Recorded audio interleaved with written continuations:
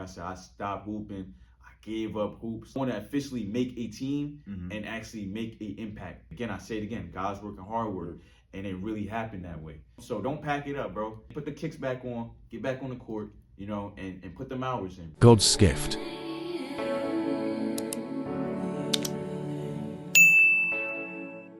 Yo, what up, y'all? You know what I'm saying? Welcome back to the channel. It's Godsgift, you know what I'm saying? And I'm here with my main man. Yeah, Tyler Rowe. Yes, sir. Hey, let's get it.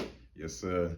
So, you know, this is my point guard on the team. A bucket, a walking bucket, you know what I'm saying? I'm really trying to be like him when I grow up. I'm trying to be like him, bro. I'm just trying to get like him. I'm just letting you know. But we're doing a Q&A. You know what I'm saying? We got 5 questions that I'm finna ask you. You know what I'm saying? So let's get to it. So the first question that I got for you is, can you walk us through your journey to becoming a professional player? Yeah, most definitely. So for me, when I got out of college, you know, I was looking for a professional team to play for. And the team that I looked at the time was the South Shore Monarchs. Now, mind you, when I went into the situation, you know, I was looking at them. They were in the TBL, you know, and I was really kind of like learning about the TBL because I didn't really know about the TBL. And I said, hey, I'm gonna take the risk. Let's see what happens, right? So I go in there and I'm hooping, bro. I felt like I set the tone. I stamped myself. I did everything I had to do. And I got information from one of my mans. He told me that, you know, it might not be a good look because, you know, the owner had some bad things in the past where, you know, he wasn't paying players. He was kind of doing the wrong things as an owner, you know. So you hear those things and, you know, you don't want to get involved with it. So when he told me that, I just said, yeah, I'm going to make this transition and, you know, take myself out, you know. And I actually ended up moving to Florida, and I actually stopped hooping. To be honest with you, I stopped hooping, bro. For real? Yeah, I stopped hooping for like 6 months. Shit. What happened, you know, that made you, you know, stop hooping? Yeah, so I just didn't have any options. Like I didn't have an agent. I didn't have no other options. You know, let's just say I put all my eggs in that one basket. You know, so I was really hoping that team was gonna be the one, and it didn't go that way. So that's what happened. So I ended up leaving, and just knowing the situation with the owner, and he wasn't paying the players, made it a definite where I just said, all right, bet I'm gonna move to Florida. I ended up leaving like beginning of February, and I lived down there for about 6 months. So I was down there, like I said, I stopped hooping. Gave up hoops. Like I'm telling you, I was working. I was a server. I was working as a server, but it was fire. I was working on the beach. I was working as a beach server. Yeah, so it was fire. I was in Fort Lauderdale, you know, and turn up spot. Nah, for real, bro. Yeah, nah, for real. So, you know, I could have got comfortable. I could have really got comfortable living down there and just say, yeah, bro, this is what I'm gonna do. I definitely found different avenues, but you know, basketball probably just would have been done for me. And I actually got a call. It's crazy. It's crazy. My guy Donovan, he had a team back home that he was bringing to Connecticut. They were originally out in New Hampshire, but they played in the ECBL, the East Coast Basketball League. He called me, said, yo, I'm bringing a team back to Connecticut. Yo, I would love you to play. And, you know, I'm thinking about it. You know, I'm not even in the best shape, bro. Like, I stopped hooping, mind you. So I'm like, yo, do I really want to go back home and really go out there? And what if I'm not that guy anymore? You know? So, like, I was really thinking. But I prayed on it. I really prayed on it. And the signs, you know, God was showing me was like, yo, you should go home. So I went home, ended up trying out. And we was locked in. You know, I had about like 2 or 3 weeks to really get myself back in shape and everything like that. So it worked out. And I made the team. And again, all glory to God for that because he got me out and he got me back hooping. So I was playing with them probably, I want to say like preseason. So I played maybe about like 4 or 5 games. And mind you, this is semi-pro. This isn't professional. This is semi-pro now. And I played about 4 or 5 games preseason and I ended up leaving. And the reason behind that was because it just wasn't the right fit, bro. It just wasn't the right fit for me. So I said, oh yeah, come in. You good? Nah, you're fine. Intermission, y'all. Yeah, a little intermission. It's all good. You're good. You're fine. Yeah, so I ended up leaving like 4 or 5 games in. And don't get me wrong, I was doing my thing. I was starting and all of that. Like I was in the right position. I could have stayed.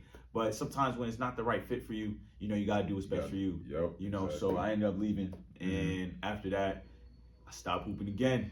Yo, it's crazy. I swear, bro, I stopped hooping again. It gets like that, though, Yo, man. it really does. But I stopped hooping. Now around this time is maybe about November, December. So I'm trying to figure out what's my next move.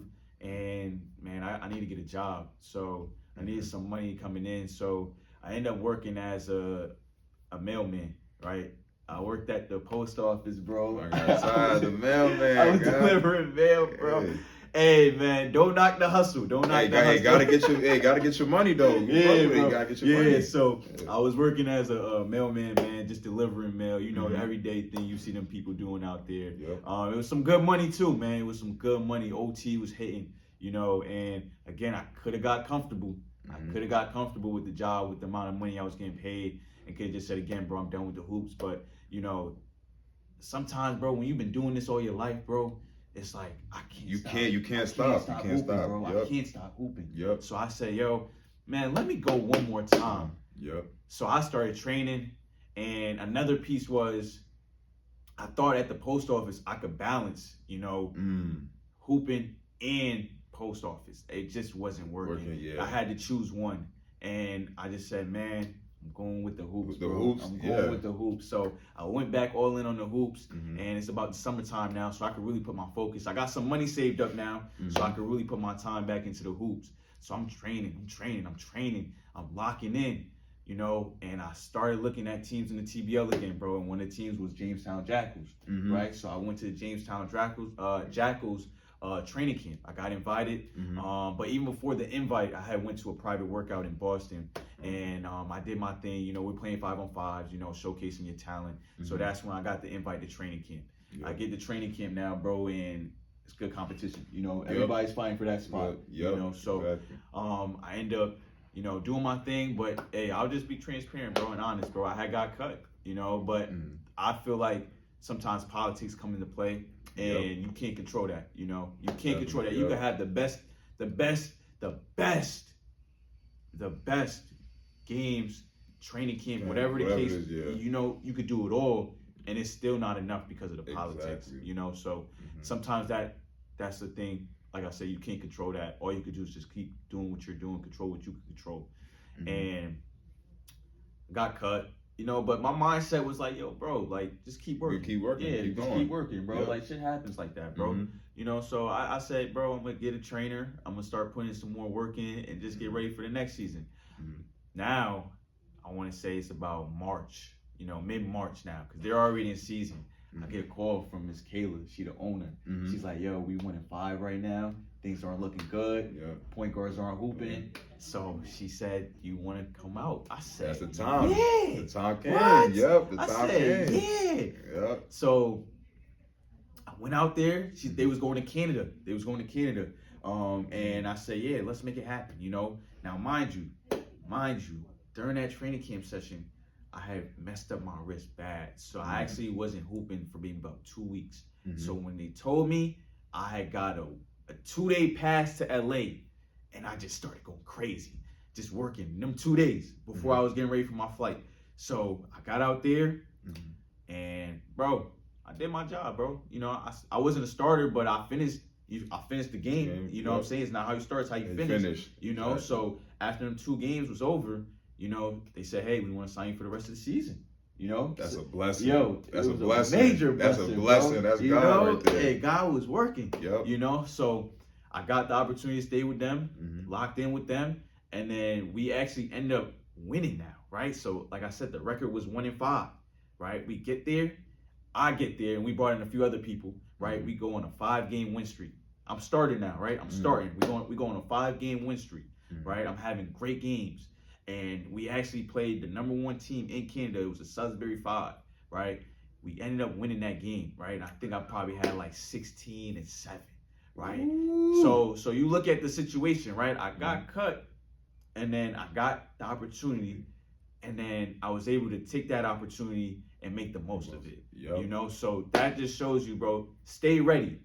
Always stay ready. You know, always stay ready, bro, because you never know when that call might happen. And if you're not ready for that call, bro, and you get out there and you don't hoop or produce, yo, bro, it's a waste of time. It's a waste of time. It's a waste of time. And you don't want to waste. That's what they say. Stay ready so you don't have to get ready. You know what I'm saying? Yep. On God. Come on. Bro. On bro. So now we go on that win streak. Now, you know, the record is getting better. We're actually in the playoff talks. And now just, you know, things are looking good. Now, I'm not going to say we won every game, but we were on that win streak. We were doing it. I probably want to say maybe won like at least 7 out of 9 games. And by that time, you know, season was wraps. Made playoffs, but we didn't win that game. But I got the exposure. I got the opportunity, you know, and that was my first year under me. After that happened, you know, summertime, you know, we locked in, we working again. You know, I'm still hungry. Like, I'm not satisfied. I don't look at it where I made the team. I want to officially make a team and actually make an impact the full season. You know, I got on halfway through and I was able to get something from it. Still made an impact. Still made an impact. You know, but I wanted to make it official. Like, I wanted to make the team and actually fulfill that through the season. So locking in, working out. Rhode Island Kraken, you know, they had tryouts. I said, hey, let me go out here and do what I do.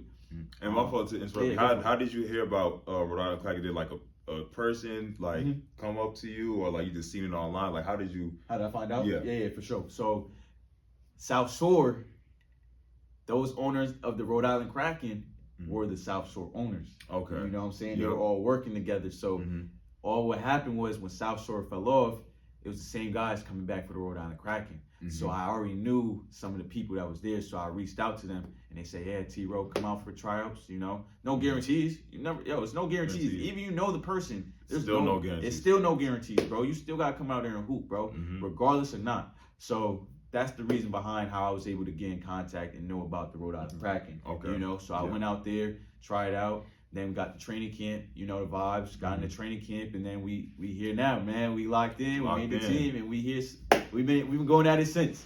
Right. You know, so that's the journey behind everything, you know. And again, like I said, bro, just knowing that if you were a hooper out there, bro, and you've been hooping all your life, bro, and situations come where, you know, you might not want to do it, just do it. You know, you have nothing to lose, bro. Never live with regrets. You know, live your life, bro, and just keep pursuing your goals and your dreams. And I promise you, everything will work out, bro. Everything will work out. God's working hard work. God's work. I swear. Y'all listen to that, man, bro. Trust me. And the thing about it, too, is because, like, you know, you kind of went through the same things that I went through where it didn't work out. And then you had to do what you had to do. And then the opportunity came. It was like, you know what? We going. It was like a, you know, you got to pick one. Yeah. And then we both was like, man, we going with hoops. And that's we love hoops. We love hooping. So the next question is, what's the most memorable moment of your basketball career so far? Yeah, for sure. So I got a lot, but the one that is with me is my senior year. We were in the. I'm a backtrack because my junior year we had a squad, right? We were known for winning. We had a squad, like I said, and we didn't win it, right? This was my high junior, school. Junior year of high school. Okay. Yeah, junior year of high school. So we didn't win. Now we go into my senior year. We're losing some players. We had one guy, Jared Wilson Frame, big time hooper. He's in the G League right now, and he was on the squad. He ended up leaving, went prep school. So people kind of writing us off. Long story short, they didn't believe in us, right? But we believed in each other. We knew what we wanted to do. We knew that God did. You know, God did. God did for sure. So we were really, you know, in tune with each other on the court, and we're the underdogs. You know, even though the team we're known for winning, they still underestimated us. So we were the underdogs going into every game, every situation. You know, we had to come out there and fight. We ended up going into our conference, and we always win. We were like three-time conference champs in a row. Ended up losing that game, and what helped us was we were able to actually look back and reflect on what happened. You know, so that time we were able to, you know, adjust and actually better ourselves. So when states come, we're ready to go.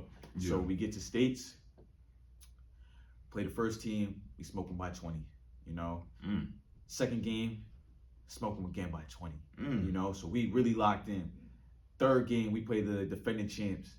and they come to our gym at home, right? So they got a good ass team. Excuse my language, but they got a good team, good point guard, all state, everything. They're looking at them to win the game. We came in there, bro. We smacked them. I want to say by like 15. I had maybe about 20. I had 25 that game actually. That whole 3-game stretch, bro, I was averaging at least 18 to 20.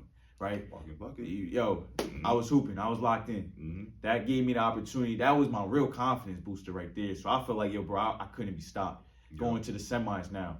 We're playing Benel. This dude, Isaac Van, went to VCU, playing overseas right now. Man, they looking at him to be the guy. Again, we're the underdogs. They're looking at them to win. We go in there, we handle business, we win by 4. We're going to Mohegan Sun now. Right, we're going to states. We're going to the state championship. Right, going to the state championship. We're playing a team called Career. Now, backtrack. We played them in a fall league game, right? And we didn't even have all our players, and we still won. But that just shows me that for me, I knew we could already beat them. Yeah. People didn't know that, right? They didn't know the behind the scenes of us playing them already. They just seen what they seen on paper, and they seen what they had now. Like I said, we didn't even have our full team, so. We go in there, back and forth, we fighting. We was actually down 8 at one point. I think we was down 8, started the 3rd. And we ended up fighting. Now it's the 4th quarter, right? Back and forth game.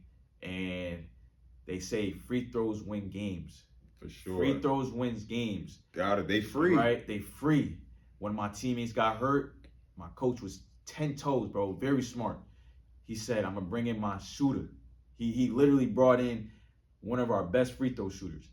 What he did was he asked my teammate once he hit his head, he said, are you okay? Are you okay? Knowing that if you sub your player out, you could bring in another player. Yeah. He was 10 toes. He was smart. So he took him out, brought in our best free throw shooter. He knocked him down. We ended up winning by 4. I had 25 points that game. I was MVP, bro. Like I was really doing it, bro. I was really hooping. I was really hooping. You know. So MVP, we won states, and that was my senior year, bro. I went out with a bang, all in 1 year, all state, everything like that, bro. I did all in 1 year, knowing that my junior year, I wasn't consistent. I had games where I was going off, and I had games where I wasn't. Yep. But my senior year, I took care of business. I was very consistent, and I put the work in, knowing that again, my team we were the underdogs, and I looked at myself as an underdog, and I said it too. I manifested it. I told my high school coach, I'm gonna win you a state championship ring when it's all said and done, and I manifested it. I put the work in behind it, and again, I say it again, God's working hard work, and it really happened that way. Yep. So that's what my best moment was, right now, right now things could change, but that was for me, my biggest accomplishment. Yep. And the thing is, a lot of people don't know, like manifestation, that thing is really real. Like whatever you say, trust me, it's gonna happen. Like if you say like, I'm gonna make it to the league, or I'm gonna do this, believe it, and it's gonna happen. That shit really does happen, bro. Manifestation is a real thing. Watch what you say, bro, because you got power of the tongue. Yeah, real talk. Power of the tongue. Yeah, for real. So the next one is, who has been your biggest mentor or role model in your basketball journey? Yeah, for sure. So definitely my high school coach. That's like my guy. Shout out to Ken Smith. That's like a father. That's like a father to me, for real. Like he's been with me since I want to say like 10 or 11. Like he was my AAU coach, and growing up, he always wanted the best for me, and it was tough love, Yep. Sometimes I get smacked in the head, bro. Or he'll pull my jersey toward, like, he'll really, like, tough love, bro. But he knew what, I'm capable of doing, And then I went to my first 2 years of high school, I went to a different school, right? But I knew I wanted to play for him. I found any way possible to get to that school so I could play for him. That's how much he's been an impact for me, So I was able to do that, and till this day, and locked in, I talk to him on I wouldn't say everyday basis, but, I talk to him maybe 2 times out the month. I see him when he has his camps. We chop it up. I call him on his birthdays. He'll call me, if I need anything. It's all love, and he's been with me till this day, till this day. He's been rocking with me, and if I ever need anything, he's always there for me. If I need to get in the gym, he's always there for me, and I can't ask for a better coach, better father figure for my life. Yep. Yeah, that's crazy too. Like I feel like we're a little bit, you know, alike. Similar, Because- bro. similar, Yeah, real because talk, like it's bro. the same thing. Because yeah, my like I told you, you know, Mhm. my biggest mentor was my high school coach Right. and stuff like that. And yeah, that tough love, like, and not many people could handle that tough love, Nah. but it helps a lot. It helps in the long run, definitely. Yeah. Especially, you know, that's another father figure. Right. That's another, obviously, you know, you have your main father, your biological father, but like having another one there with you, and especially like in the basketball aspect, like it's a blessing. Definitely. And just knowing that, again, not a lot of people get an opportunity to have someone like that. They might have a coach, and once you leave, they never talk to you again. Talk to you again. You know? So Exactly. it's like that, like you said, it's a blessing, bro. It's a blessing. Second to last question is, what's the toughest challenge you faced as a basketball player, and how did you overcome it? Yeah, to this day, bro, my height, I'm not the tallest person, man. I'm probably like 5'8", 5'9". So, you know, being my size, bro, I say heart over height, you know. Heart over height. And you got to really mean that, bro. You got to really, like, stamp that, you know. So, like I said, my challenge is my height, but I play like I'm 7 feet, bro. So, I don't really... You really do, though. Yeah. Y'all watch them games. I'm trying to tell you, though, that boy a bucket. He was scoring on me. I'm like, hold on, Ty. Like, hey, watch out now, game. Hey, bro. Hey, bro.